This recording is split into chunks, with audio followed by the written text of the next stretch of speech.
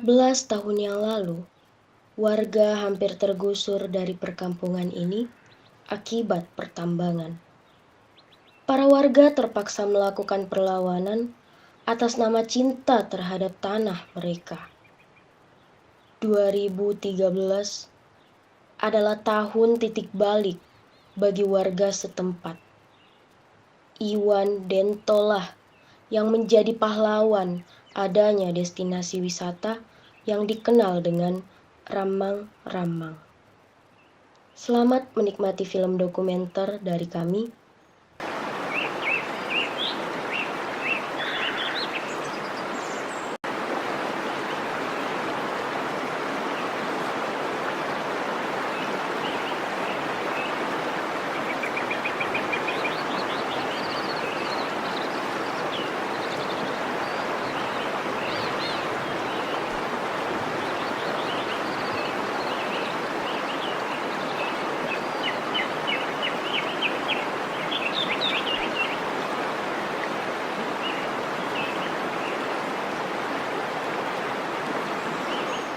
Jadi begini, Iwan Dento itu alias Muhammad Ikhwan itu adalah putra saya yang kedua. Kalau saya ini sebagai orang tuanya, nama saya adalah Amrullah. Yeah.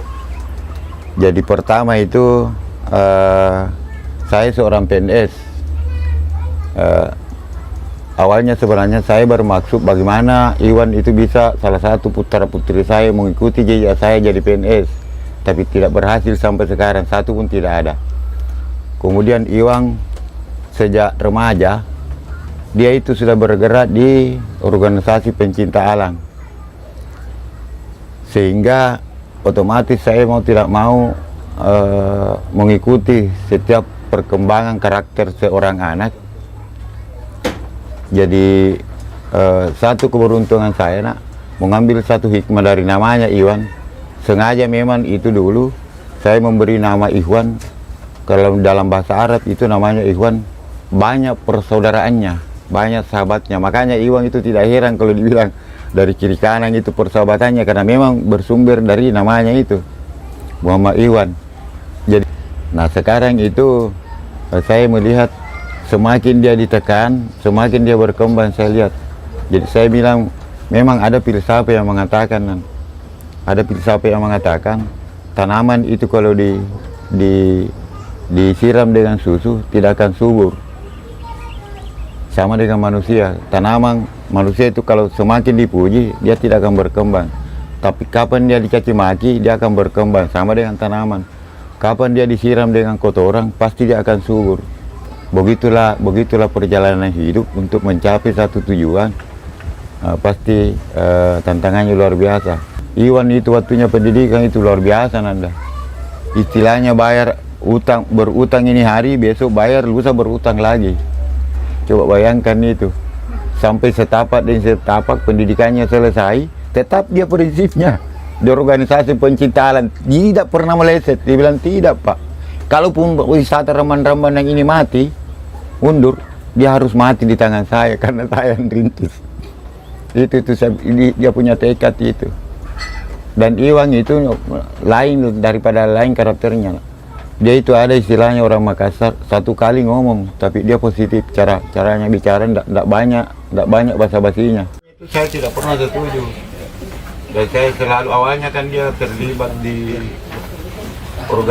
organisasi pencinta alam. Di situlah dia berkembang. Kalau tidak salah 7 tahun yang lalu dia rintis tanpa mengenal lelah, tanpa mengenal apa, semata-mata yang muncul di permukaan prinsipnya itu adalah jiwa sosial. Karena dari awal itu lahir saya selalu berpesan, jadilah kau manusia bermanfaat di tengah-tengah manusia. Itu saya selalu tantang. Tapi karena selama saya berpikir, akhirnya berubah. Saya punya pemikiran terbuka, cakrawala saya berpikir. Akhirnya dia rintis itu lokasi, akhirnya saya dukung. Saya bilang begini, kalau memang kamu betul-betul bersungguh-sungguh mencintai alam, tetapi ada pesan saya, cintailah yang menciptakan alam. supaya kamu lebih akrab, pelihara apa yang ada, dan jadilah manusia yang bermanfaat di tengah-tengah masyarakat di sekitarnya. Karena saya lahir di situ, jadi saya tahu persis. Jadi 7 tahun itu dia rintis itu, Nanda. Tidak mengenal hujan, tidak mengenal. Bayangkan sampai-sampai dia seandainya ada orang yang pertahankan kebenaran di penjara, sudah lama dia masuk penjara. Waktu dia tantang itu pembangunan tambang itu, berdemo di sana itu, bahkan sudah mau diparangi dulu itu.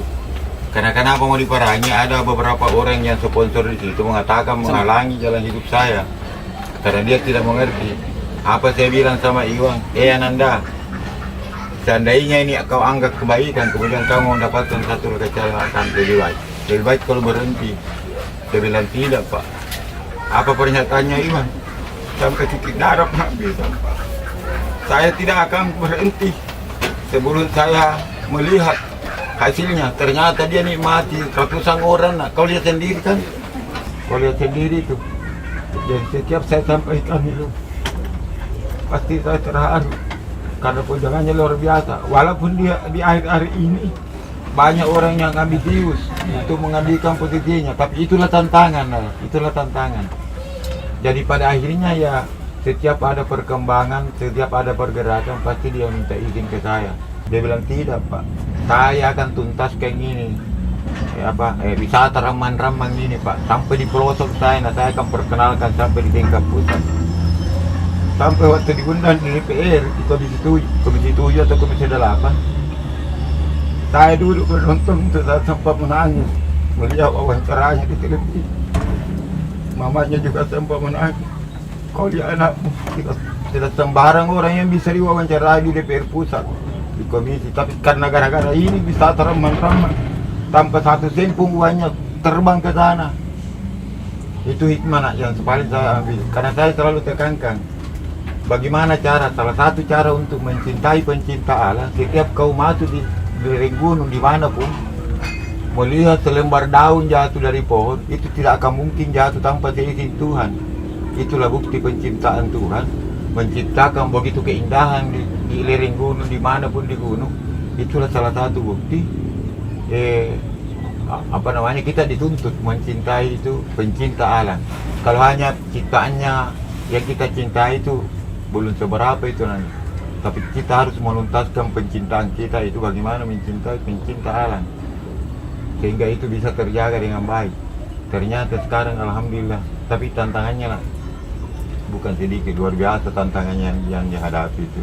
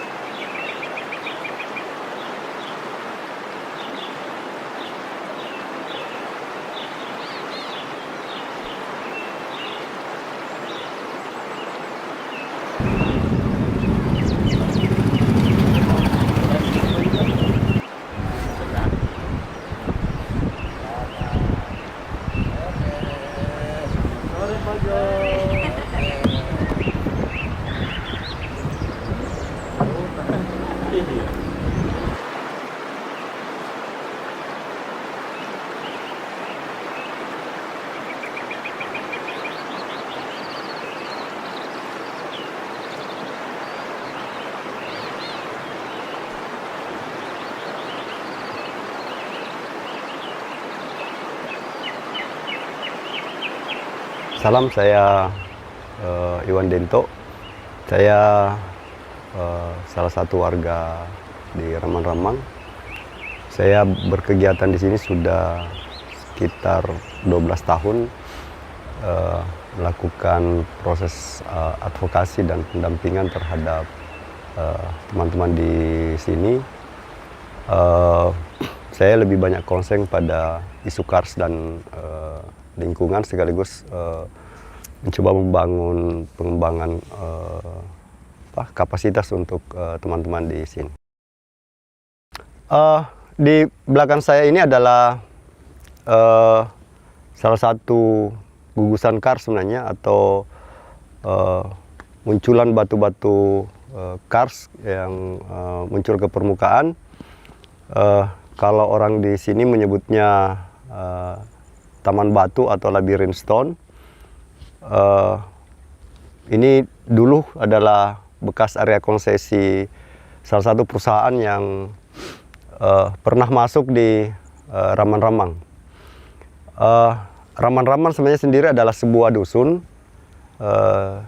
Dalam arti bahasa Makassar, Ramang itu adalah awan. Jadi kalau dimaknai secara umum, Raman-Ramang itu adalah tempat yang teduh, tempat yang sejuk sebenarnya. Secara umum saya ingin sampaikan bahwa batu yang di belakang kita ini biasa disebut batu kars atau batu gamping. Secara umum fungsinya adalah penyimpan air, kemudian bertumbuh beberapa habitat flora fauna yang khas dan endemik sebenarnya. Pernah juga menjadi tempat tinggal manusia-manusia prasejarah, manusia-manusia sebelum kita hari ini. Prosesnya itu sudah terjadi dari jutaan tahun yang lalu, dan proses itu terjadi sampai hari ini. Sekitar 10 tahun yang lalu, kawasan ini pernah memiliki izin tambang yang akan dijadikan bahan baku utama untuk membuat marmer oleh sebuah perusahaan, dan ini salah satu titiknya. Ini juga yang menjadi titik awal perlawanan kami terhadap penolakan terhadap kegiatan ekstraksi tambang. Secara sederhana sebenarnya kalau kita bicara alasan, yang pertama ini masuk dalam wilayah-wilayah produktif, wilayah pemukiman, kemudian di sekitarnya terdapat sumber-sumber kehidupan yang bisa mengganggu warga.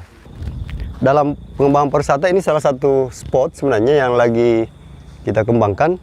Kita coba buat nama brandnya, nama kerennya menjadi Labirin Stone atau Taman Batu, karena itu setiap pengunjung yang datang ke sini itu dianjurkan untuk menggunakan guide atau pengantar. Dan ini lagi diprogres untuk menjadi satu site di sini. Dari sini sebenarnya proses advokasi kami dimulai, proses penolakan kegiatan ekstraktif tambang yang ada di kawasan Raman-Ramang. Nah, bicara alasan sebenarnya ada dua alasan besar kenapa kemudian itu harus dilakukan dan harus dilindungi. Yang pertama, menurut kami kehilangan kars itu berarti kita akan kehilangan sumber kehidupan berdasarkan fungsinya, berdasarkan kehidupan yang ada di dalamnya. Yang kedua, kita akan kehilangan identitas, termasuk kehilangan rentetan sejarah, cerita sejarah mulai dari zaman prasejarah sampai kehidupan hari ini. Kedua, hubungan masyarakat dengan Pegunungan Kars itu kemudian melahirkan budaya, tradisi yang saling bersinergi, saling menjaga sebenarnya. Karena itu penting untuk menyelamatkan kawasan Kars ini berdasarkan dua alasan tadi itu. Nah, kalau kemudian bicara soal motivasi, secara sederhana bahwa yang sulit memang adalah mencari motivasi personal. Ya, kalau secara umum saya pikir banyak, tetapi secara personal ini yang kemudian akan menjaga ritmenya, akan menjaga semangatnya supaya ini tetap berjalan. Dan salah satu motivasi terbesarnya adalah saya dulu ini adalah seorang pendaki gunung, dan hampir setiap minggu saya menghabiskan waktu di gunung. Lalu kemudian saya sampai di sebuah titik ketika anak-anak saya juga ikut mendaki, ikut ke gunung, istri saya juga ikut ke gunung. Saya sampai di sebuah titik bahwa pada akhirnya gunung itu menjadi identitas saya, dan kehilangan gunung itu berarti saya akan kehilangan identitas. Yang kedua, saya nanti tidak mau anak-anak saya kelak itu bertanya soal gunung ini misalnya, yang pernah ada lalu kemudian diancam tambang lalu kemudian hilang, dan ayahnya yang dulu seorang pendaki itu tidak melakukan apa-apa. Jadi secara spesifik sebenarnya saya melakukan ini untuk anak-anak saya, baik anak-anak kandung saya maupun anak-anak di sekitar saya, karena menurut saya apa yang kita nikmati hari ini itu juga pantas untuk mereka nikmati ke depan. Nah, bicara proses, sebenarnya proses kami cukup lama. Khusus untuk advokasi saja, penolakan tambang prosesnya berjalan sekitar 6 tahunan. Kenapa agak lama? Karena pertama kami harus memulai dengan proses mengetahui, proses belajar, proses mencari informasi. Yang kedua, kami membangun jaringan.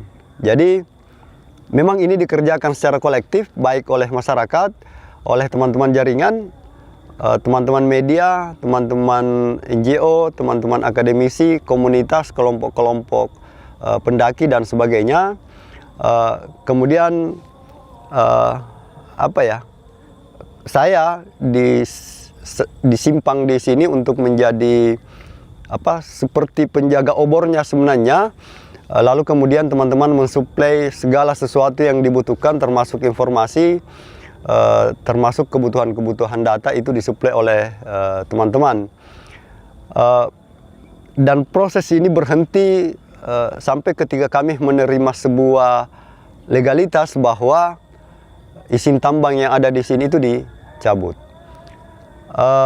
Menarik sebenarnya karena khusus di Ramang-Ramang atau di Desa Salendrang ada 3 izin tambang yang semuanya dicabut. 1 izin produksinya tidak diperpanjang, dan kemudian melahirkan efek domino, dicabutnya 9 izin tambang yang lainnya ada di Maros. Yang kedua, ini direspon baik oleh Pak Bupati kemarin, 2015, itu kemudian dikeluarkan moratorium izin tambang, di mana pemerintah daerah melakukan evaluasi terhadap semua izin tambang yang ada di daerah, sampai kemudian kebijakan itu diambil alih oleh provinsi. Nah, setelah proses itu,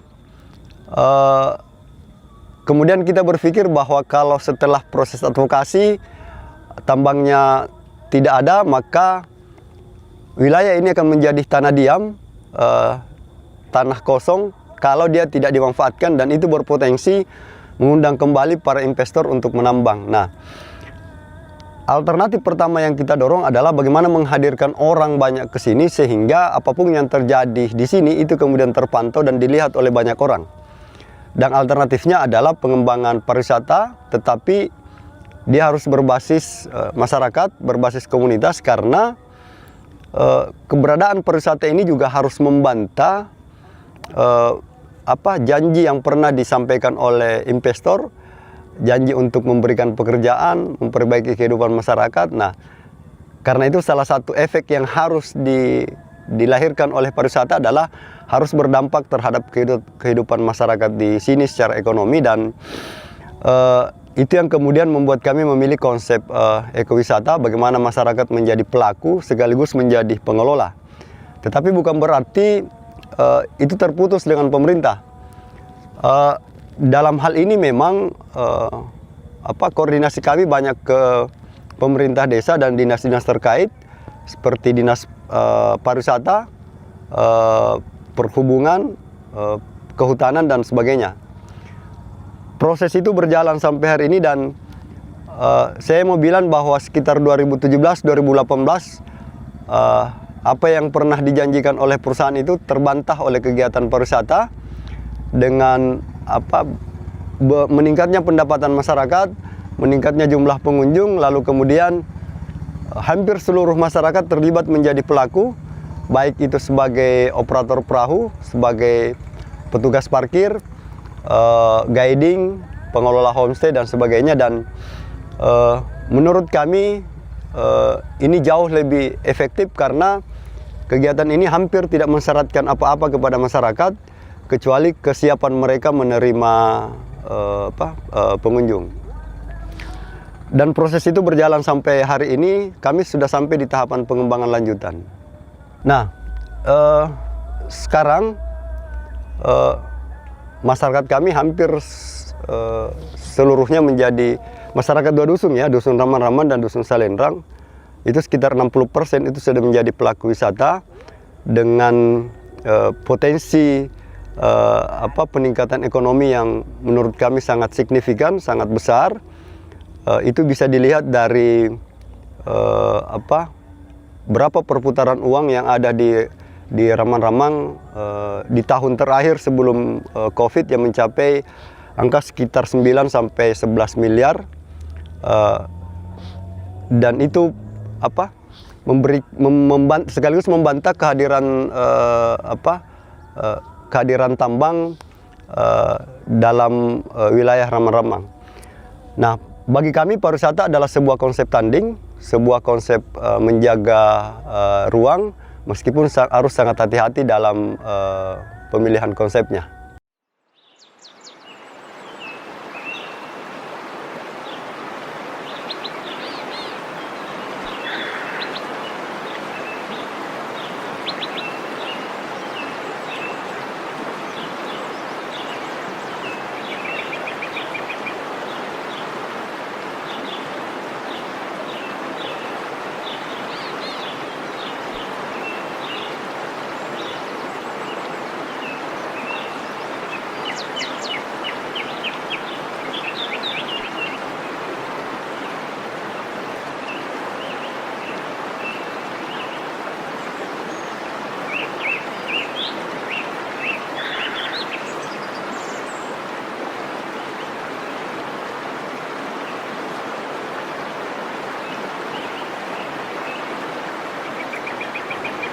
Ya,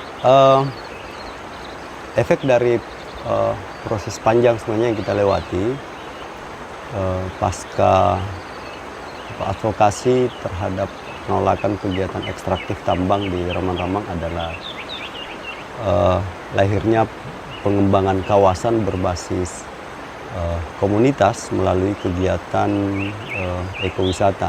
Nah, menarik sebenarnya karena ada beberapa efek dari kegiatan pariwisata yang dihasilkan. Salah satunya adalah ada efek ekonomi bagi masyarakat di sekitar dengan menjadi pelaku wisata, menjual potensi alam, potensi kawasan kars yang dulunya hampir dieksploitasi, kemudian beralih menjadi pelaku wisata dan hampir semua potensi mereka itu bisa dimanfaatkan, mulai dari perahu, rumah, dan kemampuan guiding yang bisa dimanfaatkan oleh masyarakat. Yang kedua, ada efek sosial karena ternyata beberapa atraksi-atraksi kegiatan orang tua kita yang bersifat budaya, kearifan-kearifan lokal itu juga kemudian menjadi penting digali kembali sebagai bagian dari atraksi wisata. Yang ketiga, secara umum masyarakat kami kemudian mulai paham bahwa bagaimana urgensi menjaga, melestarikan sebuah kawasan kars yang ada di Maros Pangkep. Masyarakat kami mulai mengenali sebenarnya seberapa kaya, seberapa besar potensi yang kita miliki. Tetapi yang paling penting adalah kemudian masyarakat belajar membangun dan memaksimalkan ruang yang mereka punya, kemudian mereka punya pasar sehingga potensi-potensi yang lain juga ikut tergali. Dan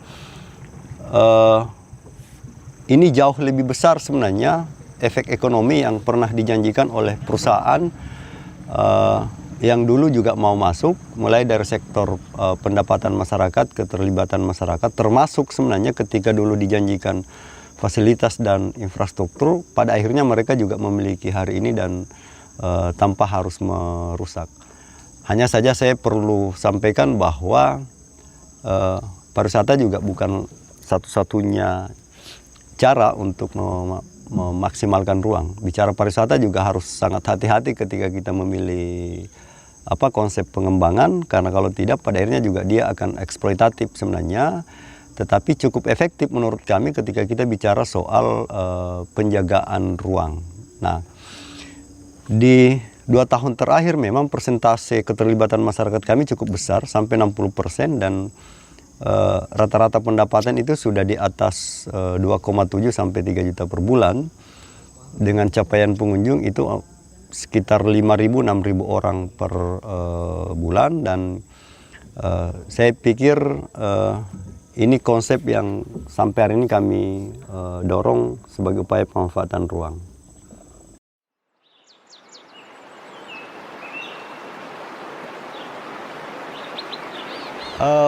Melihat sejarahnya, prosesnya, tentu kami dulu ini menolak tambang. Sederhana sebenarnya, karena menurut kami kegiatan eksploitasi ini masuk ke ruang-ruang hidup masyarakat. Dia berpotensi merusak sistem yang ada di dalam, dia berpotensi merusak lingkungan, bahkan merusak sistem sosial yang ada di dalamnya. Saya juga tidak mau bilang bahwa Ramang-Ramang lebih tepat disebut sebagai kawasan wisata, karena pada akhirnya kami punya potensi lain. Kami punya pertanian, kami punya perikanan, kami punya banyak hal sebenarnya yang bisa dikembangkan. Tetapi menurut saya pariwisata menjadi salah satu pilihan alternatif yang bisa dipakai untuk mengadvokasi dan mengelola sebuah kawasan secara maksimal. Nah, sekarang ini juga kami lagi berproses untuk mengembangkan pertanian, mengembangkan beberapa produk lokal yang ada di sini, memang muarahnya ke pariwisata. Tetapi secara pribadi saya mau bilang bahwa Ramang-Ramang ini bagi kami adalah rumah, tempat kami pulang sebenarnya. Karena itu dia bagi kami itu lebih dari sekedar tempat wisata. Kami punya ruang, kami punya kehidupan di sini, dan saya pikir datangnya orang ke sini berwisata lalu kemudian berbagi hidup kepada masyarakat kami di sini adalah bonus dari apa yang sudah dilakukan selama ini bersama masyarakat. Kemaluran Luranna. Kemaluranna.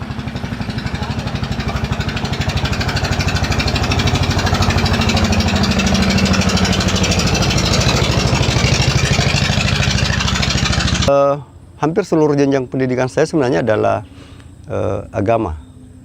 Kalau bicara relevan atau tidak, mungkin juga tidak, karena salah satu pendorong bergerak juga kan adalah faktor agama itu sebenarnya.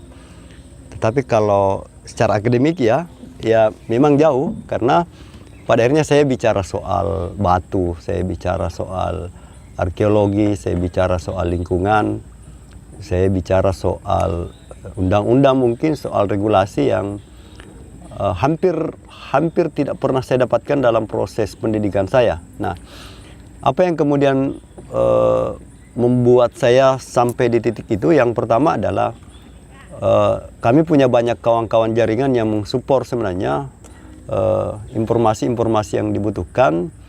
Hampir banyak kawan-kawan yang kemudian memberikan informasi kepada kami, kemudian kami melakukan banyak proses belajar untuk mengenal apa yang kita punya sebenarnya.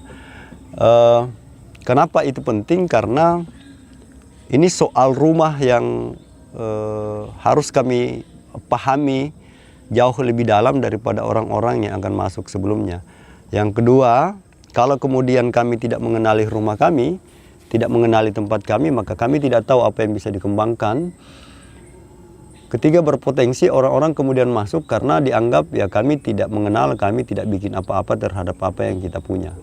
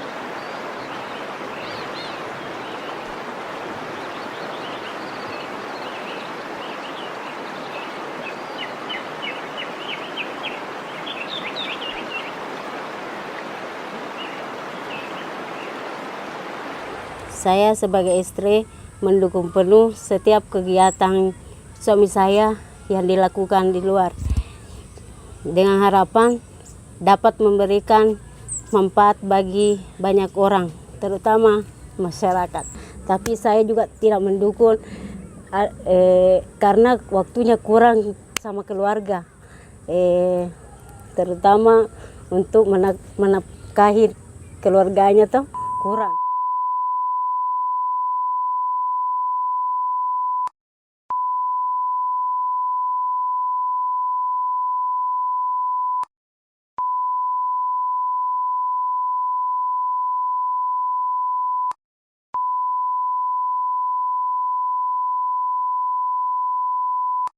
Saya juga merasa kasihan dengan keluarganya, terutama istrinya yang setiap hari harus ditinggalkan untuk beberapa lama, bahkan sampai malam atau beberapa hari di saat ada kegiatan yang betul-betul darurat di luar lapangan, karena dia betul-betul ingin berjuang dengan apa yang dia rasa ya inilah jalannya dia. Nah, dia harus berkorban sampai istrinya pun mungkin harus ditinggalkan. Dan saya juga merasa bangga karena terkadang itu juga merasa kuat, ikhlas untuk pengorbanan suaminya, karena apa ya, mungkin dia berpikir kedepannya pengorbanannya tidak akan sia-sia, mungkin akan menghasilkan hal-hal baik buat orang-orang di sekitarnya, terutama masyarakat yang ada di kampungnya.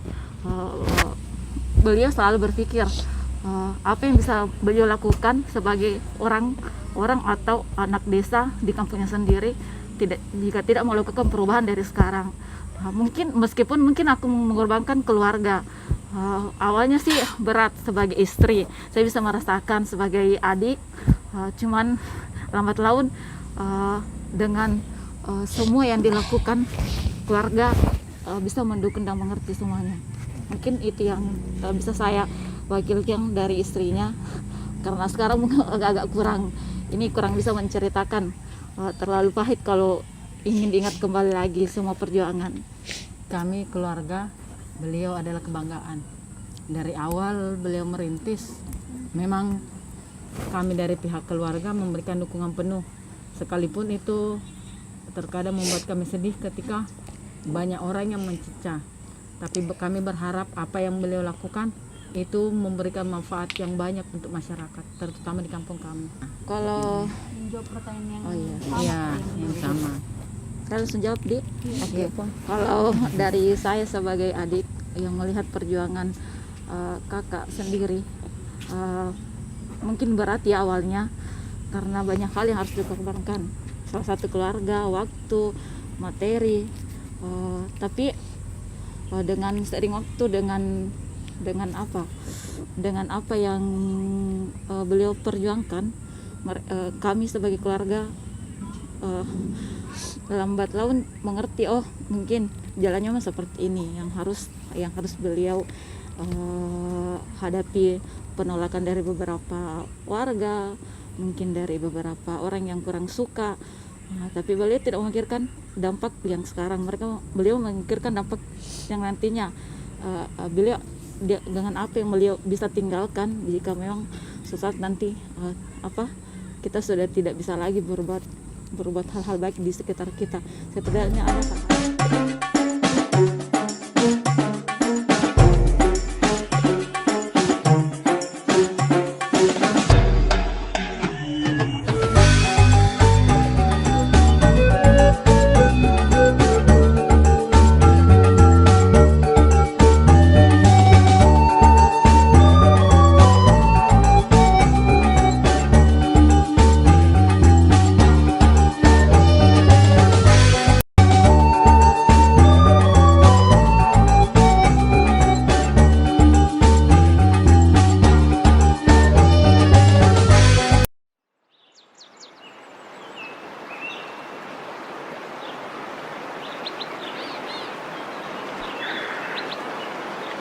Saya resign sekitar 2 tahun lalu dari pengelolaan pariwisata di Ramang-Ramang. Tetapi bukan berarti itu betul-betul meninggalkan. Tapi saya pikir semua proses itu kan perlu regenerasi sebenarnya. Nah, 2 tahun terakhir ini saya banyak fokus di program pengendalian sampah bersama masyarakat sekitar sini dengan anak-anak di sini. Banyak fokus di produk-produk yang berbahan baku sampah yang kebutuhan sampahnya agak banyak.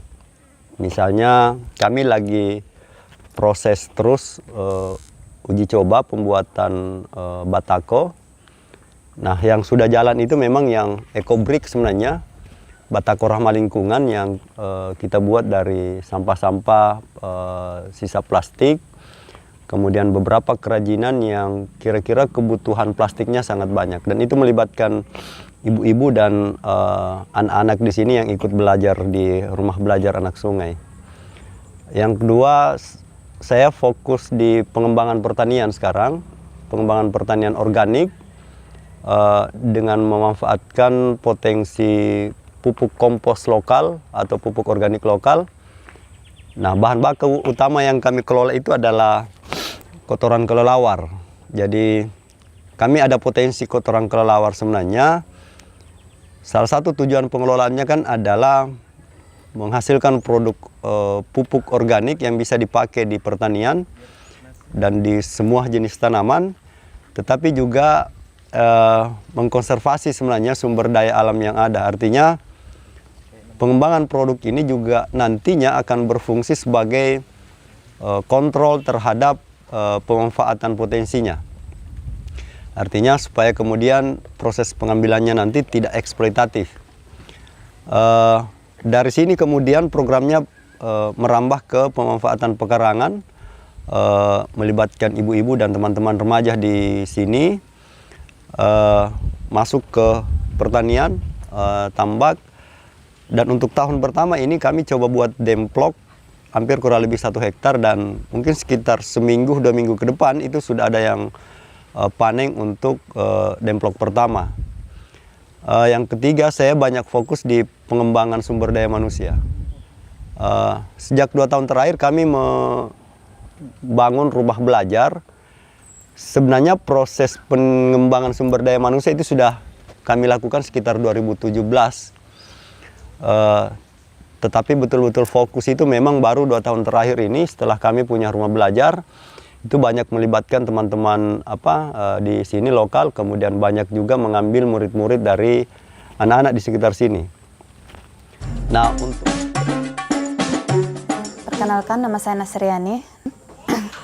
Iwan Dinto adalah seorang penggerak bagi komunitas-komunitas di Ramang-Ramang ini, utamanya juga bagi para perempuan Ramang-Ramang. Nah, kami para perempuan itu tidak terbatas, bisa dibilang sebagai kesetaraan gender. Nah, sebagai perempuan itu kami diberi kebebasan untuk mengaplikasikan apa yang kita bisa dan apa yang kita mampu. Nah, kita tidak dibatasi apakah kita sebagai perempuan tidak harus melakukan seperti ini, itu tidak. Nah, di sini kami mendapatkan hak yang sama seperti laki-laki.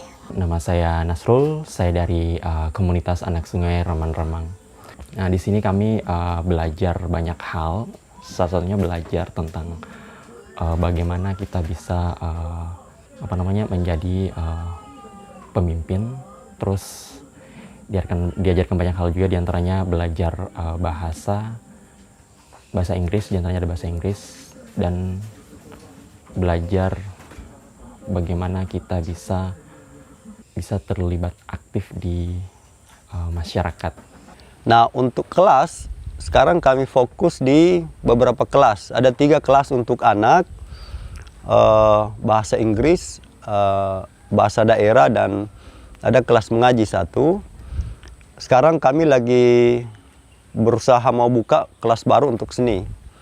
Kalau untuk kelas dewasa, kita kemarin juga ada kelas bahasa Inggris dewasa, dan ada 1 kelas yang kami sebut kelas tematik. Jadi teman-teman yang misalnya ikut pelatihan atau punya sesuatu yang baru, itu mereka harus mendiskusikan itu ke teman-temannya lain, atau ada sesuatu yang ingin dipraktekkan. Yang keempat, kami fokus di pengembangan produk berbasis komunitas.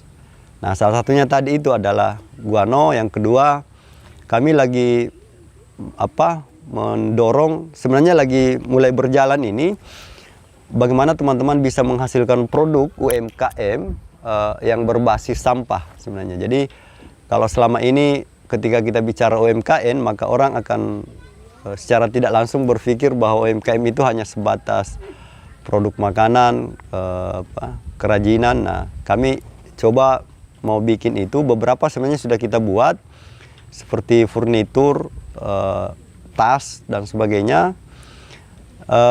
Terus ada juga pengembangan keripik, misalnya keripik ikan, ada keripik dari buah siapa, beberapa sayur, terus beberapa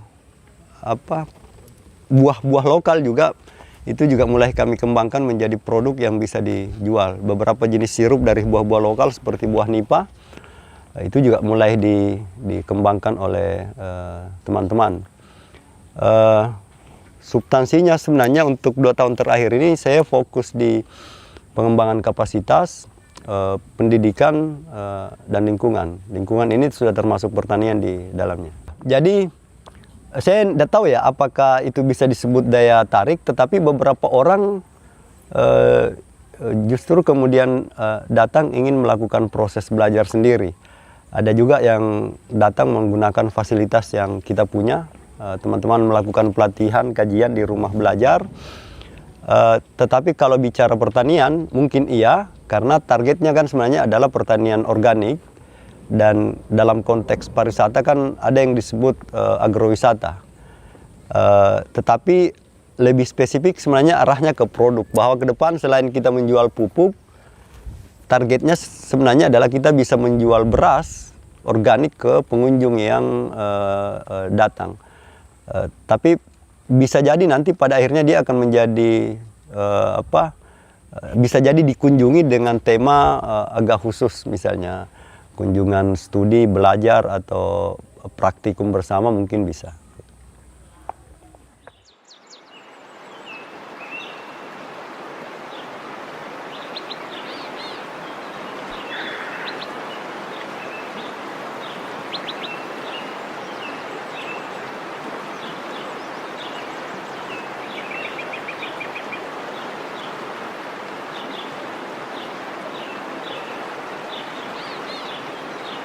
Sekarang proses kami sudah cukup jauh sebenarnya.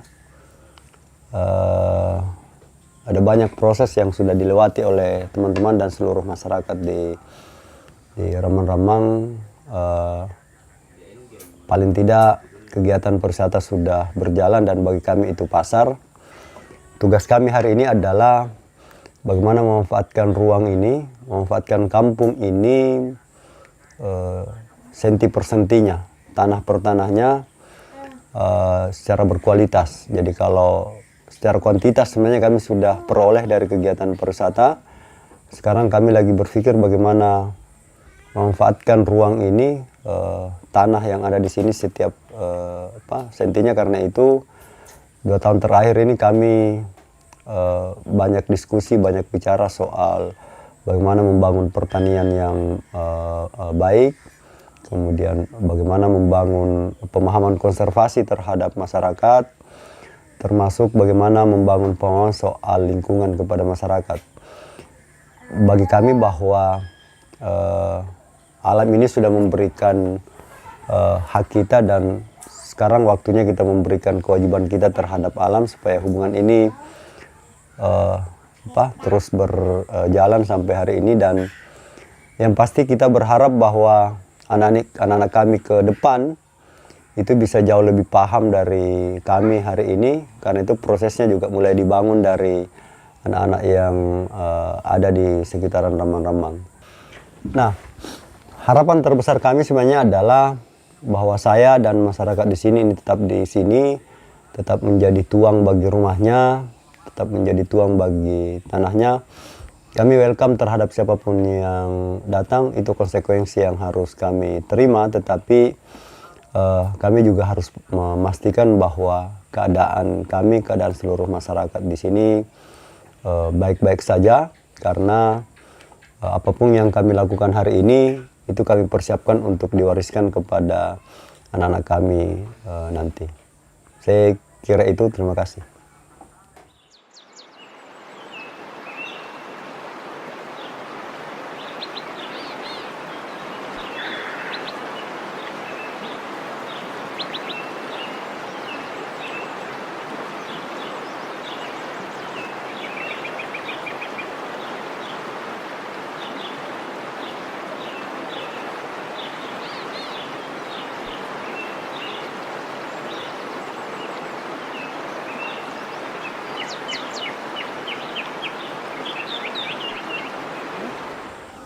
Iwan Dento menurut saya itu adalah seseorang atau penggerak di Ramang-Ramang.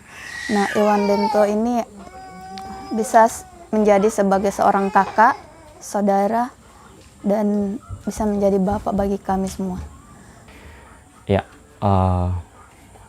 sosok Iwan Dento adalah sosok superhero bagi kami. Karena beliau adalah selain dari pemimpin, beliau juga mampu memberikan aura positif untuk masyarakat yang ada di Ramang-Ramang.